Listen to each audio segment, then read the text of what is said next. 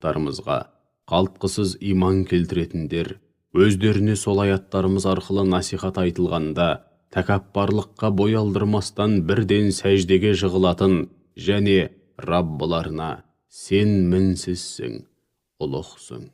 Бар мадақ пен шексіз шүкіршілік бір өзіңе ғана тән деп, үнемі мадақ айтатын жандар ғана.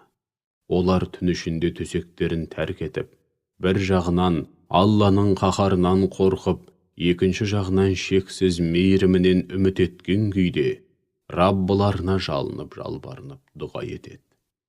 Сондай-ақ, өздеріне ризық несіп ретінде берген нығметтеріміздің бір парасын ізгілік жолында жұмсайды. Дүниеде істеген игі істері үшін оларды ақиретте көзайым етіп, шаттыққа бөлейтін қандай құпия сый-сияпаттың, нендей тосын нығметтердің